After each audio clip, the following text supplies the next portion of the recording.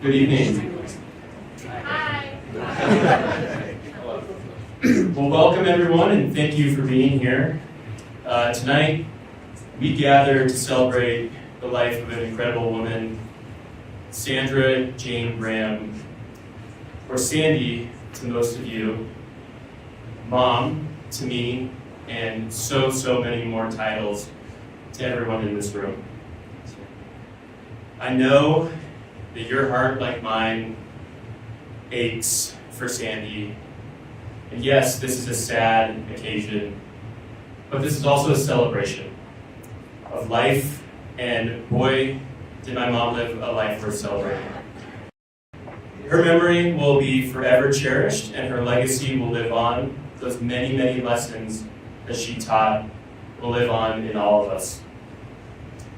Tonight, you'll hear from family and friends of Sandy, who will share their memories and tributes, as well as some of Sandy's favorite songs. We'll invite you all to continue the celebration with us after this program over drinks and bites. Those will, of course, include unoaked Chardonnays and cheese, something that she was very fond of, and would enhance often with the company of dear ones and nice conversation. But before we go any further, I would like to thank the Children's Museum of Denver for hosting us. My mom dedicated many hours professionally and personally to this vibrant cultural and learning institution. The museum buzzes with excitement and opportunity, and we're thrilled to honor my mom's legacy at a place that meant so much to her. So, to the entire Children's Museum staff, especially Amy and Ryan Ting, and all the staff members who are working tonight, thank you for hosting us. What a beautiful venue and a beautiful night. And again, thank you.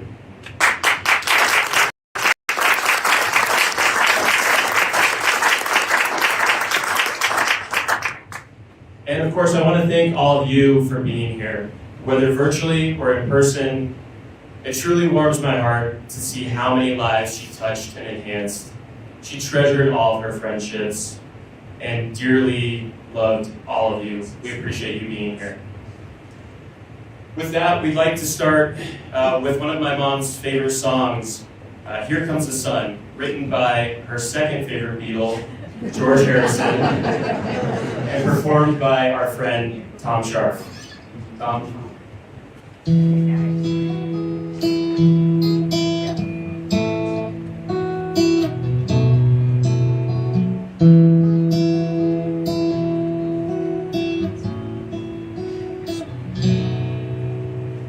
Here comes the sun, here comes the sun, I say it's alright. Little darling, it's been a long, cold, lonely winter. Little darling, it feels like years since it's been here. Here comes the sun, here comes the sun, I say it's alright.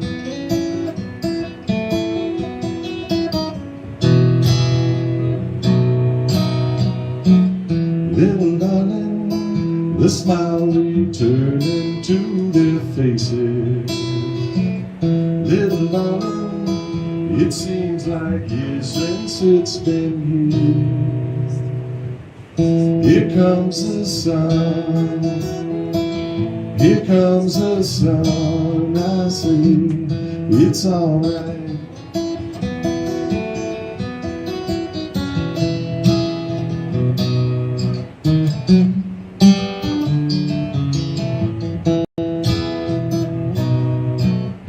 Sun, sun, sun, here it comes. Sun, sun, sun, here it comes. Sun, sun, sun, here it comes. Sun, sun, sun, here it comes.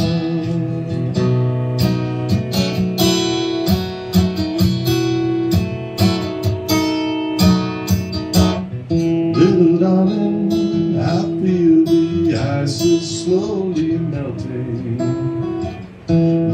darling, it seems like years since it's been clear. Here comes the sun, here comes the sun. I say it's alright. Here comes the sun, here comes the sun. I say it's alright. It's alright.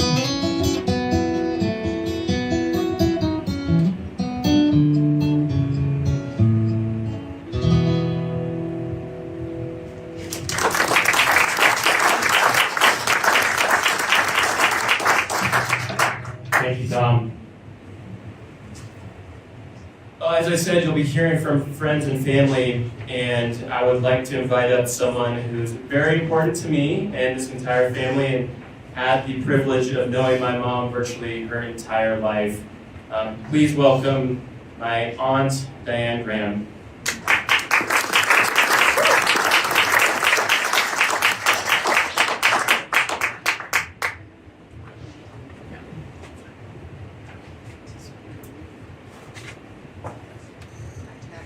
All right, thank you all for being here, and it just fills my heart to see all of you in the room. The Graham girls, that's what we were always called growing up in the small town of Cherville, Indiana. More specifically, I was Sandy's sister, as in hearing a new teacher say, "Oh, you're Sandy's sister." My translation: if you followed someone as remarkable as Sandra Jane Graham, you had better be ready to step it up. Now, lots of folks may claim they have the best sister, but I'm ready to arm wrestle anyone for the title. People like to say that sisters are each other's first best friends, and Sandy remained my best friend throughout my life. Actually, I owe my very existence to her, because my parents had been told that my mother couldn't have children. Surprise, along came Sandy. And as my mother Jane always liked to recount, she told my father, "Bill, we aren't raising one spoiled child. Hi, meet the other spoiled child." So, without Sandy Pooh, there would be no Dink, as my father liked to call us both. Sandy was special in so many ways. Loyal, I could always count on her. Fun, we shared a lot of good times. Wise, for sure, and I'm a better person thanks to her. And adventuresome, yep, she could get me out of my comfort zone, and she was always gracious and kind. I know I drove her crazy at times. I mean, I was the pesky kid on the tricycle yelling, "Wait for me," as she rode off on her two-wheeler. And she sometimes could be a bit prickly and private. And for example, she'd come home from school and she'd go right to her room and she'd close the door for way too long, as far as this little sister was concerned. But I've been reflecting on our intertwined lives, and I keep returning to the fact that I could always count on her being there for me, and in the process, she gave me some amazing experiences and life moments that I just wouldn't have had without her. So I want to share today. As kids, Sandy's pen pal, Shuna Patterson, our second cousin, wrote from England about this new group called the Beatles. And when they toured America in 1964, Sandy and her friends saw them play at Comiskey Park in Chicago. And because my mother was the chaperone and the driver, I got to tag along. The Fab Four in person, thanks to Sandy. It would start a lifetime of shared Beatle fandom. In fact, this photo was taken 6 years ago in Des Moines, where I live, and we went to see Paul McCartney in concert. In high school, she proposed that the two of us should try to meet the Beatles in England. I sat chat with Dad because it became a family trip. And it was my dad's first visit back to the British Isles since he came to this country as a toddler with his family from Bannockburn, Scotland. We did not meet the Beatles, but we made beautiful friendships with some of our delightful Graham relatives. And it was Sandy's persistence that I think made that once-in-a-lifetime trip happen for us. As a kid, I basically idolized her. I tried to be more like her. Even my handwriting is similar, on purpose. I had to work at that. And while some siblings wouldn't even acknowledge each other in the halls at school, we always said hi to each other, much to the amazement of our friends. And she may have hated losing to me at board games, especially Monopoly, but she still played them a lot. But it can be wearing to be the little sister to someone whose high school resume included prom queen, stage actress, two-sport athlete, and she was whip smart and, oh, a beautiful writer too. But I was competitive, and it did feel good to occasionally best her at things, and I especially took pride in earning the title as the tallest sister. Still, we did have different interests. She had her team sports, me, I was in the marching band, and we would cheer each other on in our competitions and our games. And she's always been a more ravenous reader, devouring books at a pace I could never touch. One summer, we worked at the same local restaurant as waitresses and had some good laughs once we realized our matching uniforms and our matching hairstyles had our customers thoroughly confused about who was waiting on whose table. And it was probably the first time we began to accept that people thought the two of us looked quite a bit alike. Well, like sisters. When I went to college at Drake University in Des Moines, the chapter of Sandy's beloved Alpha Phi fraternity rejected me during rush. She was miffed. And in a visit to Drake not long after that, she literally pushed me out the door of the Alpha Phi house so that she could tell the members exactly what she thought about that. My loyal sister. And while I may have been miffed when she changed colleges and her major to journalism, that was supposed to be my major. I was going to be different than my big sister. Even that became one more bond we just shared. And in fact, it led to an interesting career moment that I thought might resonate in this room because it happened right here in Denver. When she graduated and she moved to Albuquerque and then Chicago and then back to Denver, I was staying in Des Moines at the Des Moines Register and Tribune. But Sandy kept flagging me like if there was a job available where she was, like, why don't you apply? And so when I did finally think, well, maybe I should move on, she said, you should apply to the Rocky. And with visions of becoming Sandy's sister all over again, but in a newsroom, I said, no, I scored an interview at the Denver Post. The arch rival. Talk about testing your sister's loyalty. So at lunch during my interview, one of the editors looked at me and said, do you happen to know this Sandy Graham who writes for the Rocky? And I said, yes. And I told him, how? I got back to the Post newsroom though, and he said, your interview's over. And thanks to Sandy, that's what they said. They would not hire me. Remember her talent for getting me outside my comfort zone? Well, about the same time, we toured Scotland together and detoured to Aberdeen, where we both donned orange jumpsuits, hard hats, boarded a helicopter, flew into the North Sea to an offshore oil rig so that Sandy, the Rockies energy writer, could do a story on this Denver-based company that owned this oil rig. Now that's definitely traveling off the beaten path. Again, thanks to Sandy. As our lives went on and we both married and our children came along, keeping in touch and being there for each other just never stopped. There were trips to each other's homes, lots of holidays and milestones shared, emails and more emails, weekly phone calls too, usually while Sandy was walking sweet Emmy, her golden retriever. I remember when Jamie became a Girl Scout and Sandy said, wouldn't you like to buy some cookies? And then she shipped them to Iowa at no small expense. And when our daughter Maya became a scout as well, the Graham Johnsons became loyal customers in return.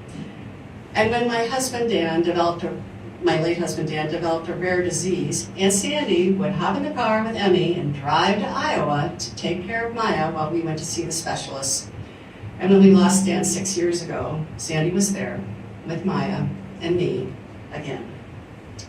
A few months later, when Maya went off to Duke University, Sandy called and announced, no discussion, she would meet me there to lend a hand. I am not letting you drive home alone after dropping off your only daughter at college, she declared. And it wasn't up for debate, and I was grateful. Just last June, I celebrated a milestone birthday getaway weekend in Fort Collins, arranged by Sandy, joined by Blair, and surprise guest Maya. And as it ended, and we sisters were sharing a tearful goodbye at the airport, Sandy looked at me and said, "How did we ever get to be this old?" Though we didn't know about her cancer yet, we both sensed the time was growing precious. So when the diagnosis did come, and Sandy hit one speed bump after another on her journey, I started coming out here, just as she had done for me, for my family. It's what the Graham girls do.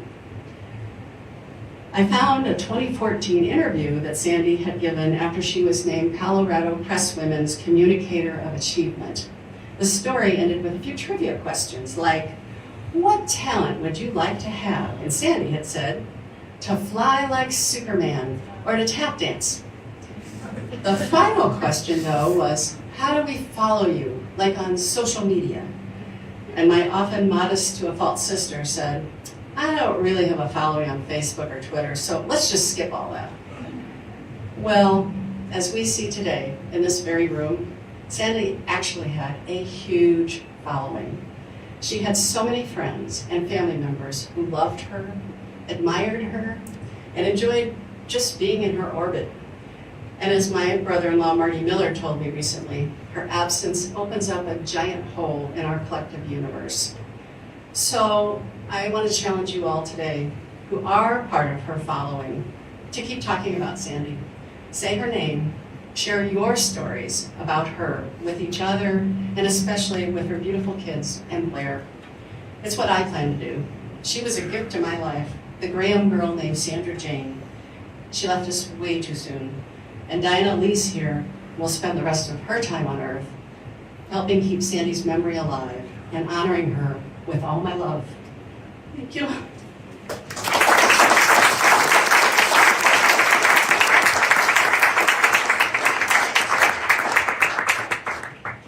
Thank you, Diane.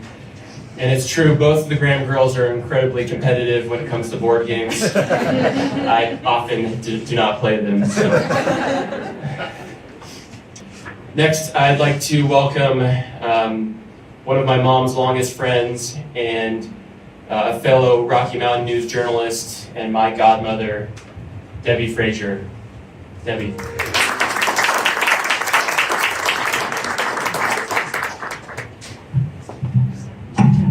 Hello, okay. Most of us are here today because Sandy was a wonderful, wonderful friend.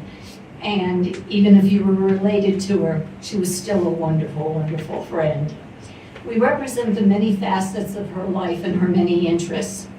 It takes years to grow a great friendship, and many friendships, as we all know, kind of fall away over the years. I was lucky because Sandy and I were friends for 43 years. Something that she reminded me about only a few months ago.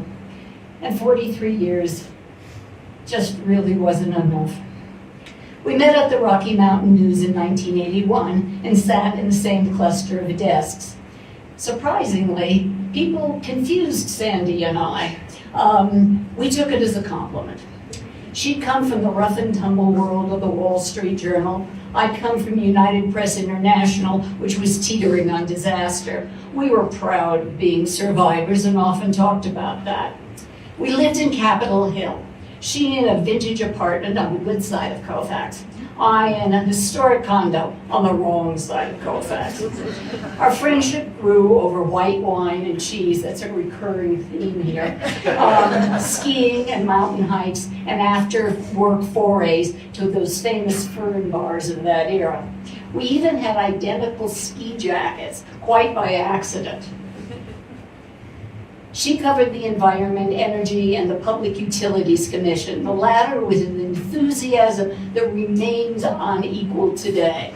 All of her stories were carefully researched. She wrote about the failing St. Marie nuclear weapons plant and the even more troubled Rocky Flats nuclear weapons plant. She had an unwavering sense of what was right and what was wrong that no amount of bullying by a source could bend. I can still remember her lecturing people who were trying to tell her how to write her stories and lecturing them if they were bad 5 years old. She was unlike any other journalist in the newsroom. She always wrote thank you notes to the people she interviewed and always included a clipping of the story. No wonder her sources loved her, even when her stories were critical of them. At the time, I covered the Rocky Mountain West, so when Exxon Energy overnight surprise exit from oil shale near Grand Junction, she and I were dispatched to cover the mayhem of thousands of suddenly unemployed oil shale workers. We had adjacent rooms in a new motel and awoke early in the early hours of the dawn to see angry and drunken workers crawling through our windows. We screeched, we screamed, we shrieked, and they retreated. Later we laughed about it. I think they were more intent on pillaging than anything else. And then Blair came into her life. There was always a special smile when she said Blair.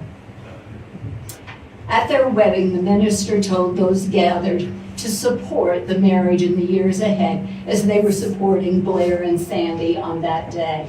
It was great advice. After her daughter, Jamie, was born, they moved to Washington, D.C. for Blair's job, and their son, Reed, was born. I was lucky enough to be named their godparent. Sandy and I stayed in touch by phone and letter. When any of my friends had small children, I gave them an automatic 2-year reprieve for communicating with me, because when you have small children, you just don't have time. When Blair's job brought them back to Colorado, blessedly, our in-town friendship resumed at children's soccer games, Halloween trick-or-treating, birthdays, concerts, holidays, lunches, and the occasional meetup for, yes, a glass of white wine. At some point, we decided we had enough scarves, jewelry, and other gifts from each other, and we started giving each other adventures. We took glass blowing. We danced wildly at outdoor concerts. We dressed up in Victorian costumes for a tribute to Emily Griffith. We sipped tea at a historic mansion. We took a private sailboat of Dillon Reservoir. We prowled the innards of Meow Wolf, and we did yoga with goats. We loved our adventures. We retired about the same time and began walking together every Tuesday, working our way through Denver, Jefferson County, Arapahoe County, and Boulder Park with her faithful dog, Emmy. We also trundled the entirety of the 71-mile Highline Canal Trail and the shorter and perhaps less scenic Platte River Trail. Blair joined us on a few stretches. It's so hard to believe we were still walking every week this summer and early fall. All of you were here because she was a great friend. She was always there when I needed her, always supportive, insightful, thoughtful, funny, and creative. She lives on in the memories we all have of her kindness, resourcefulness, and sense of humor. Her best legacies are Jamie and Reed, who have her sense of humor, belief in themselves, optimism about the future, and kindness to others. I thought long and hard about how to best keep her spirit alive in my life. Maybe you have too. Think about why you came this evening and what she added to your life, and pass that on to others in your lives. Let's keep her spirit alive by carrying on her best. She'd like to be remembered that way.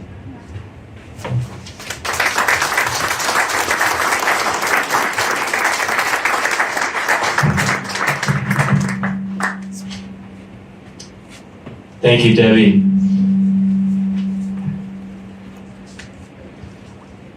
All right, next I'd like to welcome my dad, Blair Johnson, to join Tom Scharf for a musical tribute to my mom, performing Till I Gain Control Again by Rodney Crowell.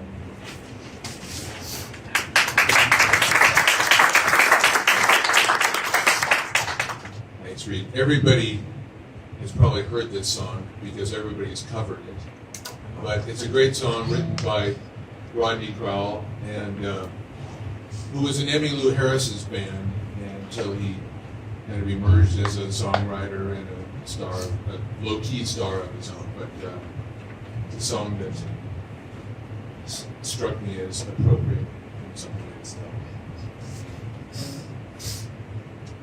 One, two, three, four.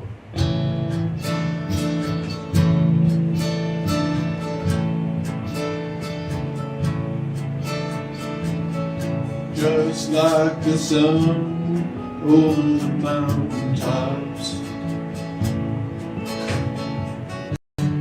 you know I'll always come again. You know I love to spend my mornings like sunlight dancing on your skin. I never felt the need to tell lies to you. What you see is what I am. There is nothing I could hide from you. You see me better than I can.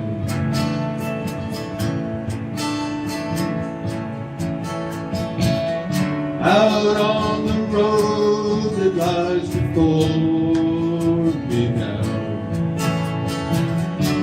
there are some turns where I will spin. I only hope that you can hold me now, till I can gain control again. And like the lighthouse, you must stand alone.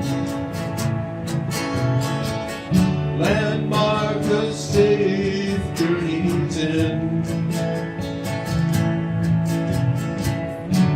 No matter what sea I've been sailing on, I'll always come back home again.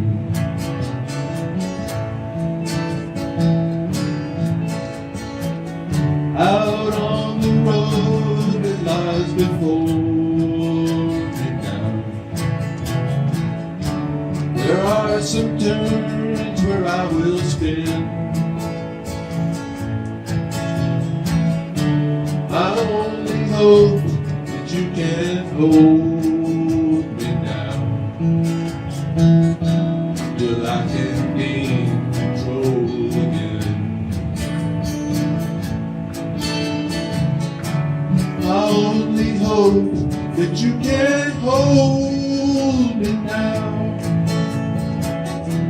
till I can gain control again.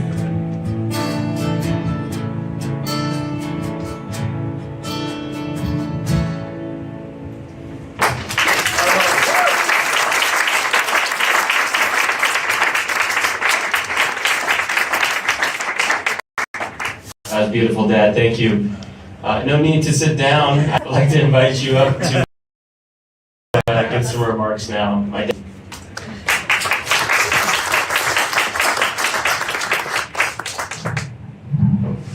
Yes, I'll be juggling next, so please stay tuned.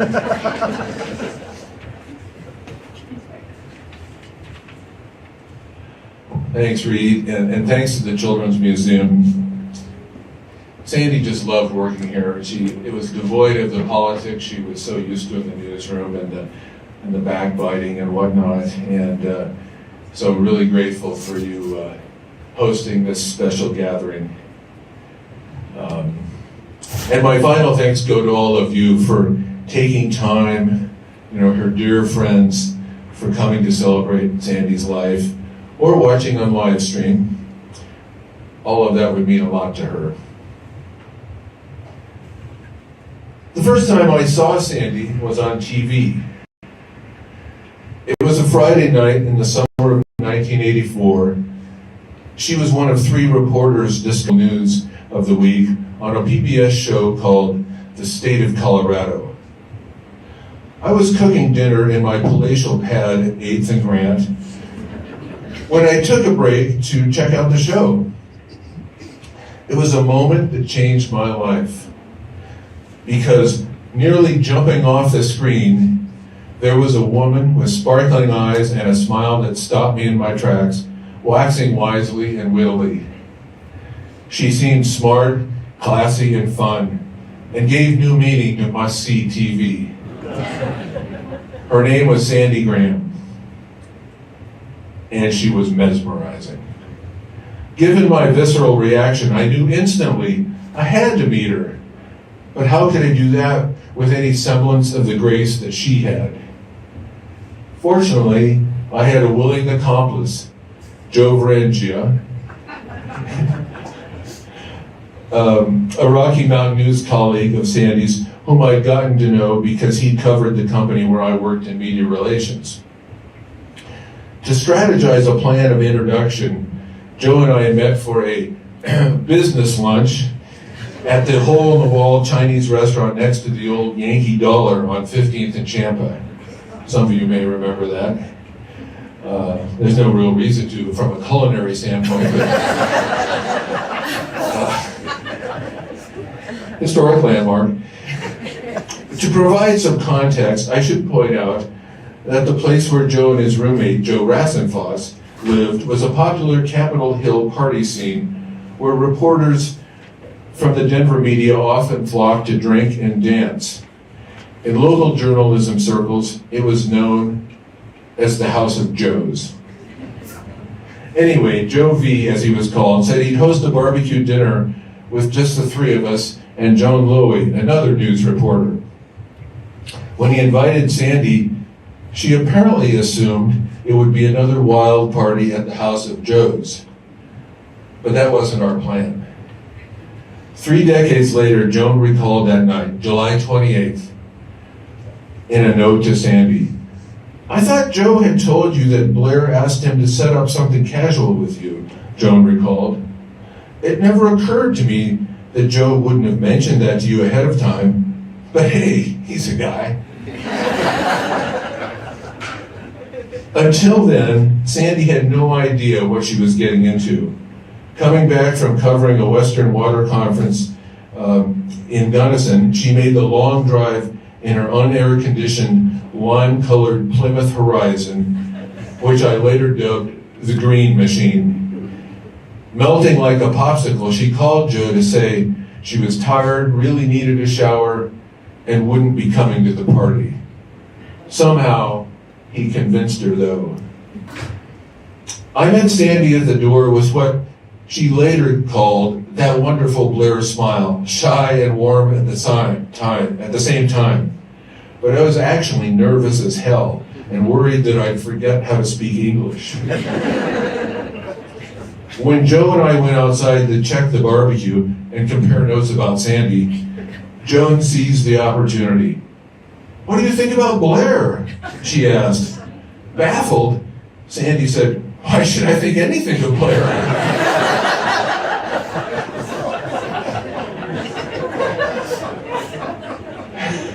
Spilling the beans, Joan replied, because you were invited here to meet him.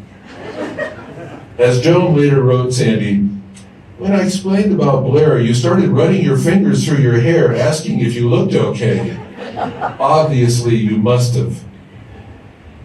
Although Sandy later claimed she was intrigued by me that night, I didn't think the sparks exactly flew, and headed home thinking I'd missed my chance. I felt so disappointed that for some dumb reason, I didn't even call her for more than a week. Something she later said surprised her. Fortunately, and to her everlasting credit, she took the initiative and called me at work. Filling in for Joe, who was out of town, Sandy called with some obscure regulatory questions I'd never been asked. After providing answers to what she later admitted were nothing burger questions, we chatted for a bit and agreed to get together. I was elated. On that first date, she wanted to see a fantasy movie called The Never-Ending Story. Not exactly what I would have chosen, but all I cared about was being with her. Little did I know how fitting that movie's title would become. I soon realized that my initial instincts when I saw Sandy on TV were spot on, except in one way. She was much more wonderful than I ever could have imagined almost 40 years ago. As Bob Dylan said, she cast a spell and I went under. And I was one fortunate fellow.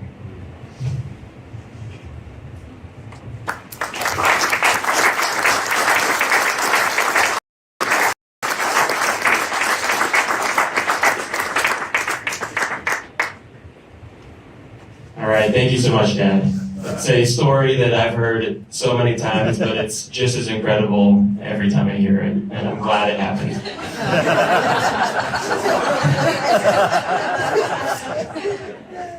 I'd like to invite my sister, Jamie Johnson, to join me up here. We're going to give some joint remarks. We were hoping to have 2 microphones, but it's looking like it's just 1, so we'll bounce back and forth. Jamie, kick us off. Okay. All my life I've been told, you look just like your mother. You know cloning is illegal, or I know who your mom is. These words never fail to bring a smile to my face. Why? Well, for starters, my mom is undeniably beautiful. But beyond that, I've always wanted to emulate her in countless ways.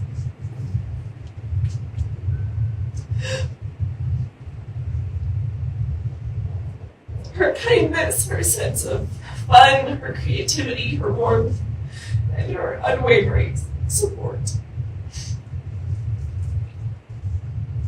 After all, who wouldn't want to be compared to someone like her? As I reminisce on these memories I hold dear about my mom, I've come to realize that by embodying these qualities herself, she instilled them in my brother. Today, we want to share a few of the lessons she imparted on us. First, creativity. As a music teacher and theater educator, my days are filled with creativity and whimsy, a trait undoubtedly inherited from my mom. Throughout my childhood, she infused our lives with boundless imagination. She made coloring. We would team color while I tackled one side of the coloring book. She'd tackle the other, daringly coloring outside of the lines or making the sky red or green, trying to teach us that art doesn't need to mirror reality. Another enduring legacies is her enchanting bedtime tales of Candyland.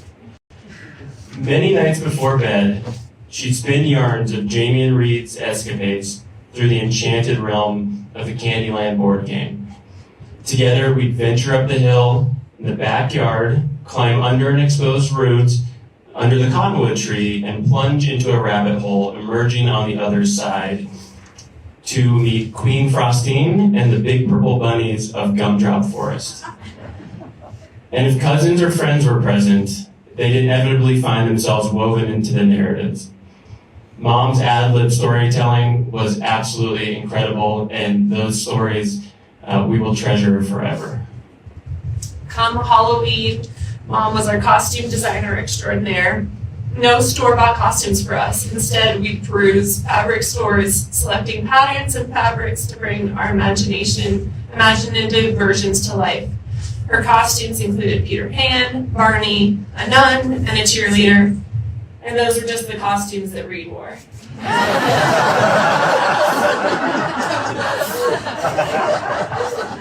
Well, I wish I had Mom's sewing skills to make costumes for my theater productions at school. I don't. So frequently, Mom would get called in to help.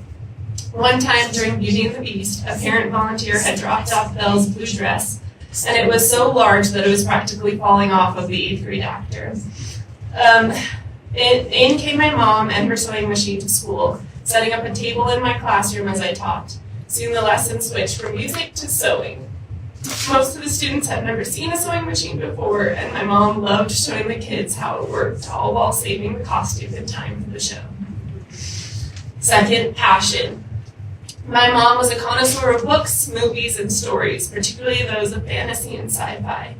She definitely loved nerd culture. She enthusiastically embraced whichever book or movie my brother and I were enamored with, be it Power Rangers, Disney, or the magical world of Harry Potter. After auditioning for college in Southern California, my mom turned to me and said, well, we could tour the college again, or we could go to Disneyland. Which obviously we went to Disneyland. I'll never forget the smile and the twinkle she had in her eye when she said it. She was just as excited as me to go. I ended up going to that school in California, and so we got to go to Disneyland multiple times in those 4 years. Mom had what I call Disney mode, where she would get so excited to be there, she would just start walking and not bother to check if her daughter was keeping up with her. Our mom's profession as a freelance journalist also made her passionate about some rather obscure subjects. After writing for multiple safety publications, she earned herself the family moniker Safety Geek. Jamie certainly heard from the Safety Geek, but it felt like I had many more dealings with the Safety Geek than she did.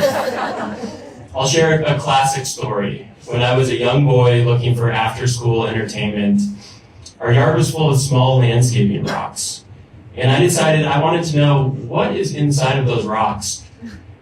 To accomplish this, I simply grabbed a hammer and started smashing away. Some of them had sparkly composites on the inside, and I was hooked. As I raised the hammer to strike another stone, I heard the back door open and heard my mom yell, "Read!" Bracing for punishment, I was surprised to hear her say, "You need to be wearing safety goggles." She provided me some safety goggles that belonged to her dad and let me go back to smashing. But that was really just her demonstrating her passion for taking care of what she loved. Even as we grew older, she fostered our shared love of literature, reading aloud to us long before we could read on our own, or long after we could read on our own. During the Harry Potter craze, we'd attend midnight premieres, debate plot twists, and mourn fictional characters.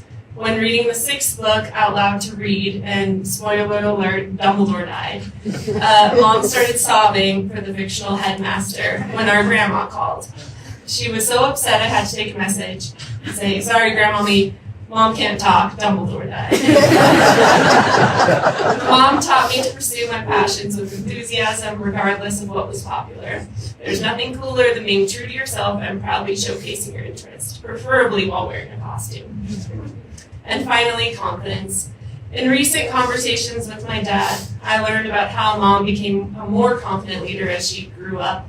Yet, from my perspective, she was always a force to be reckoned with, a woman unafraid to stand up for her beliefs. Take, for instance, when I brought my family to preschool to introduce them to the class. I introduced my dad, Blair Johnson, and my mom, Sandy Graham.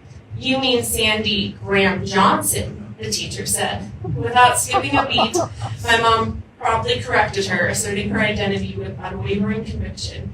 I don't think I actually remember this memory, but Mom recounted it so often that it became a memory. And it showed me how passionate my mom was about her name and that she was going to stand up and push back on what might not be the norm.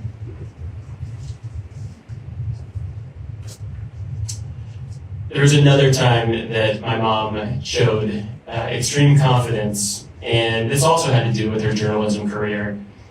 She was covering the first Winter X Games in Aspen, Colorado for the Colorado Business Journal. I had fallen in love with snowboarding about the previous 4 years and was beyond jealous of my mom's press passes that would get her special access to such a cool event with my favorite athletes, shredding all the gnar and doing all the sick tricks.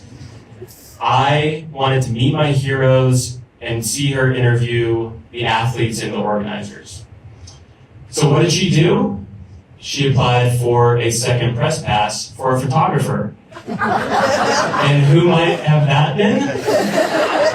Yep, you guessed it, it was 11-year-old me. So the big day came when we went up to Aspen. We entered the press pass area with press passes around our neck. The security reviewed my mom's press passes and looked at me. She firmly and confidently told him this young man with a Pentax camera from the 70s was a talented photographer and the key to her success with this article. And with that, we were in. We had a blast that weekend, and this legendary act of confidence and kindness is one of my favorite memories I have with my mom. In so many ways, Mom instilled in us a belief in our own capabilities and an eagerness to tackle any challenge head on. Just like her dad, she felt strongly that I didn't grow like a girl, that I could cook dinner and mow the lawn. And when faced with the trials of adulthood, from leaky faucets to malfunctioning appliances, I dialed my mom's number, seeking not just her expertise, but also her reassurance that I possess the skills to tackle any problem that came my way. These traits, creativity, passion, and confidence, form the tapestry of memories that we hold dear about our mom. Going forward, I hope these are the ways that I can live like my mom. Not just in appearance, but in her qualities, knowing that in doing so, we can honor her legacy.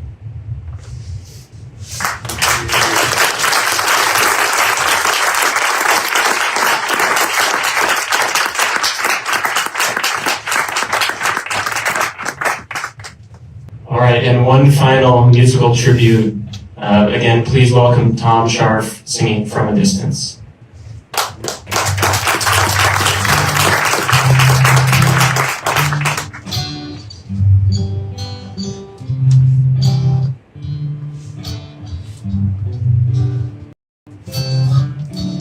Distance, the world green, and the snow-capped mountains wide. From a distance, the ocean meets the stream, and the eagle takes to flight. From a distance, there is harmony, and it echoes through the land. It's a voice of hope, it's a voice of peace, it's the voice of every man. From a distance, we all have enough, and no one is in need. There are no guns, no bombs, and no disease. There are no hungry mouths to feed.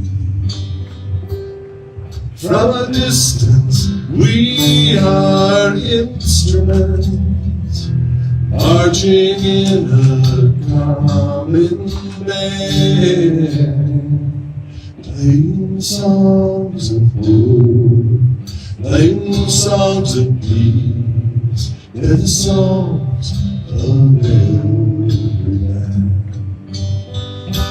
God is watching us, God is watching us, God is watching us from a distance.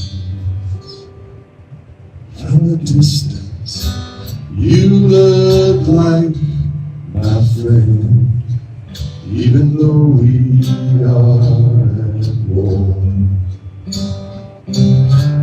From a distance, I cannot comprehend what all this fight is for. From a distance, there is harmony, and it echoes through the land. It's a hope of hopes, it's a love of loves, it's the heart of every man. It's a hope of hopes, it's a love of loves, it's the song of every man. God is watching us. God is watching us. God is watching us from a distance. Oh, God is watching us. God is watching. God is watching us from a distance.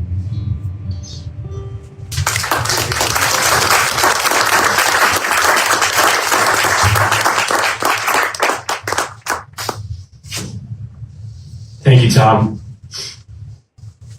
Well, this concludes the remarks that we have prepared for you tonight.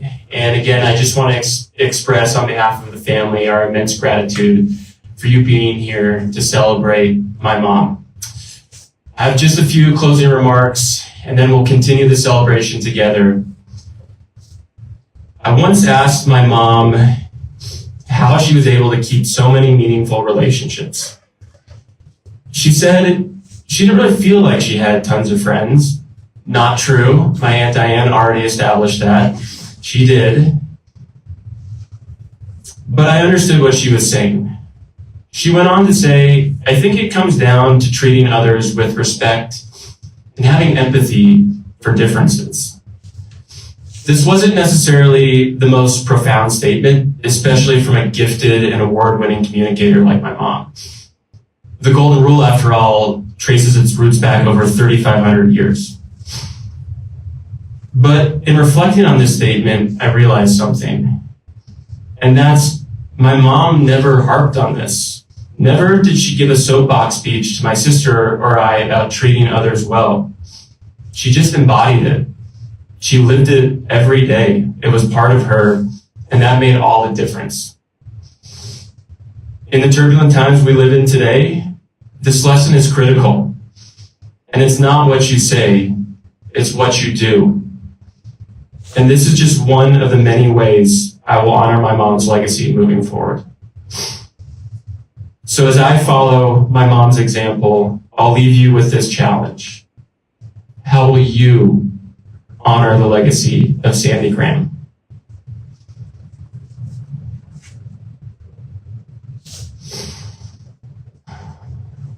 Again, we want to thank you for being here, and we look forward to continuing this celebration. So just a few housekeeping remarks, and we'll get the party started.